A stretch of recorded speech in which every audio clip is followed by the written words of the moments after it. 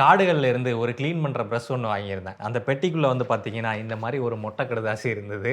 என்னவா இருக்கும்? இத பார்த்த உடனே ஷாக் ஆயிட்டேன்.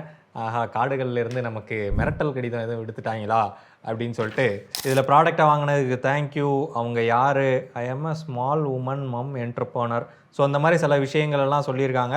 கடைசியில வந்து but do not post negative review on my product. It my humble request.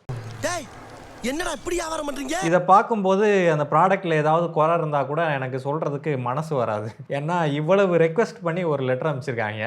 இத மீறியும் நீ அமேசான்ல போய் நெகட்டிவ் ரிவ்யூ போடுவியாடா? அப்படின்னு என் மனசாட்சி என்ன தட்டி கேட்கும். அவங்க ஏதோ ட்ரை பண்ணியிருக்காங்க. அத நான் குறை சொல்லணும்னு சொல்லல. ஒரு ப்ராடக்ட்டுக்காக அந்த மாரி ரெக்வெஸ்ட் பண்ணி அதுவும் கையால எழுதி ஒரு லெட்டர் அனுப்புறது அப்படின்றது நான் சரியான ஒரு விஷயமா பார்க்கல. ஏன்னா நான் கஸ்டமர் உங்கள்ட்ட பொருள் வாங்குறேன் அப்படின்றதுக்காக நீங்க என்கிட்ட கெஞ்சணும் அப்படின்ற எந்த விதமான அவசியமும் கிடையாது. ஸோ இந்த மாரி லெட்டர் அனுப்புறதுக்கு பதிலா உங்களோட ப்ராடக்ட்டை இம்ப்ரூவ் பண்ணுங்க. அதை எப்படி பிராண்டிங் பண்றது, ப்ரோமோட் பண்றது அப்படின்ற மாரி விஷயத்துல கான்சன்ட்ரேட் பண்ணுங்க. அண்ட் உங்களோட ப்ராடக்ட் குவாலிட்டி நல்லா இருந்துச்சு அப்படின்னா ஆட்டோமேட்டிக்கா அது நிறைய பேத்துக்கு ரீச் ஆகும். அவசரப்பட்டு காடுகளை வேற சந்தேகப்பட்டோம். அவசரப்பட்டு அடிச்சிட்டீங்களே சார்.